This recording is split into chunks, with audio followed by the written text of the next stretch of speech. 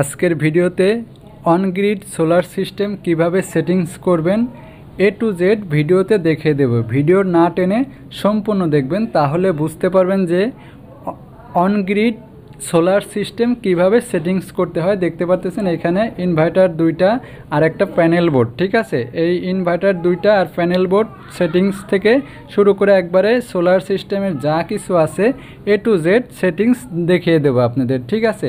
On-grid solar system, ঠিক আছে। তাই দেখতে পাচ্ছেন সর্বপ্রথম আমাদের কি লাগতেছে, এইখানে যে সোলার প্যানেলগুলো বসাইতে হবে, এই প্যানেলের বেসগুলো ক্লামগুলো, ঠিক আছে। এই ক্লামগুলো এই শেডের উপরে স্ক্রু দ্বারা আপনার আটকানো হবে, ঠিক আছে।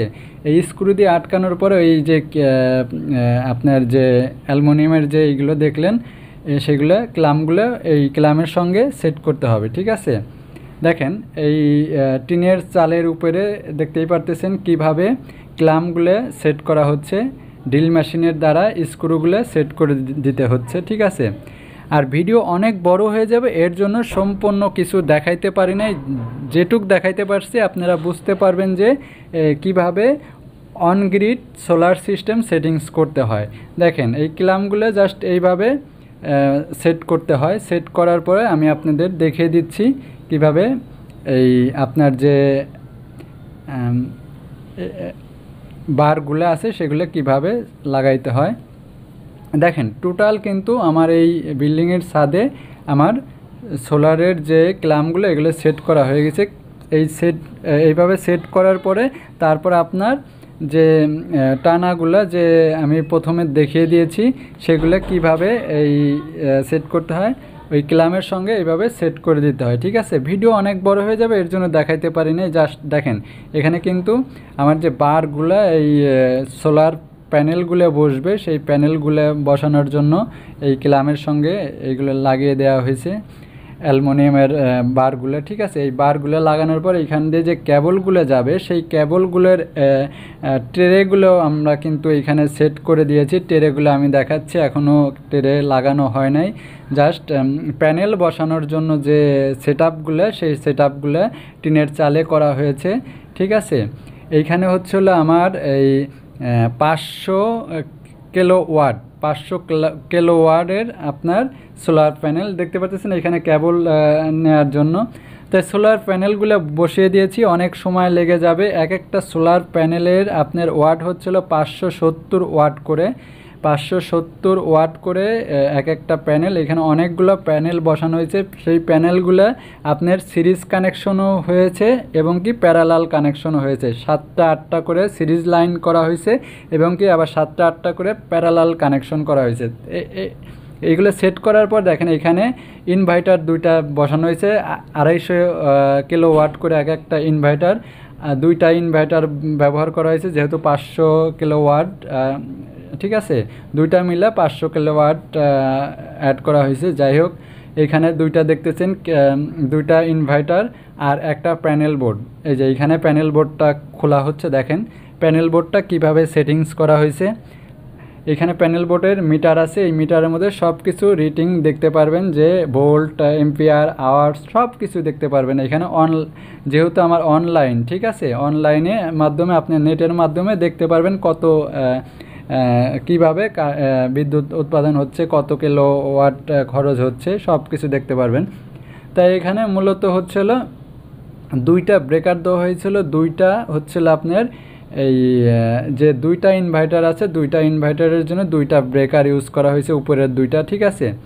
আমি আপনাদের দেখিয়ে দিচ্ছি, উপরের যে দুইটা আছে দুইটা ব্রেকার হলো দুইটা ইনভার্টারের জন্য, আর নিচেরটা হচ্ছিল মেন ব্রেকার 400 এম্পিয়ারের মেন ব্রেকার। এখানে সিটি ব্যবহার করা হয়েছে এম্পিয়ার দেখার জন্য, ভোল্ট দেখার জন্য, ঠিক আছে। তাই এই যে দেখতে পাচ্ছেন দুইটা ইনভার্টার, দুইটা একটা হলো 250 কিলোওয়াট করে, দুইটা 500 কিলোওয়াট। এই যে এখানে ওয়ারিং করা হয়েছে, দেখেন কেবল ট্রের মাধ্যমে সুন্দরভাবে ড্রেসিং করা হয়েছে।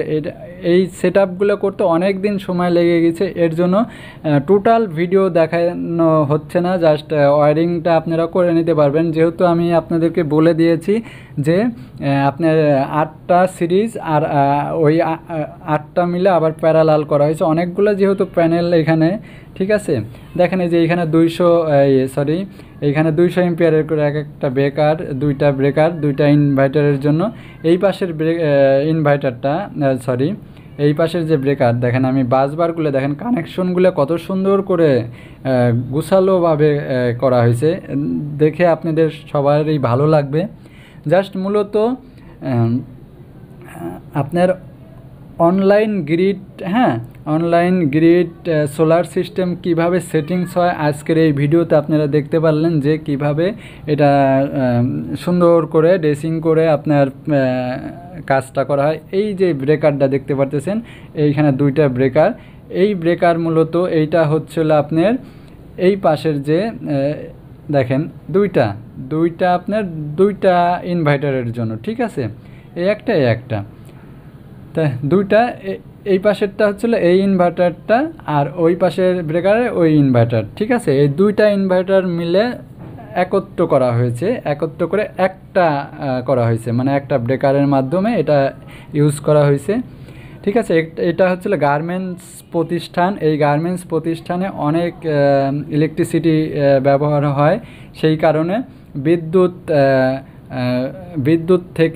বিদ্যুৎ খরচ থেকে রক্ষা করার জন্য আমরা এই সিস্টেমগুলো চালু করেছি। এই সিস্টেমটা আসলেই বিদ্যুৎ অপচয় থেকে, মানে বিদ্যুৎ আপনার মাসে আগে যদি 1 লক্ষ টাকা বিল দিতে হইতো, এখন জাস্ট আপনার 50 থেকে 60 হাজার টাকা বিদ্যুৎ বিল দিতে হবে, তার মানে অর্ধেক কমে আসবে, ঠিক আছে।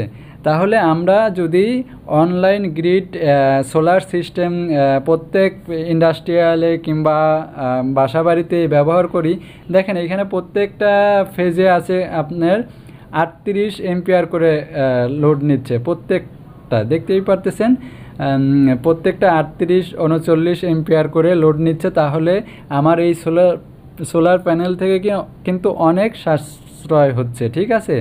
তো এইভাবে যদি আমরা প্রত্যেক ফ্যাক্টরিতে করে, আশা করি বিদ্যুৎ থেকে আমরা সেভ হতে পারবো। তো ভালো থাকবেন সবাই, সুস্থ থাকবেন। আজকের মতো এখানেই বিদায় নিচ্ছি। আল্লাহ হাফেজ।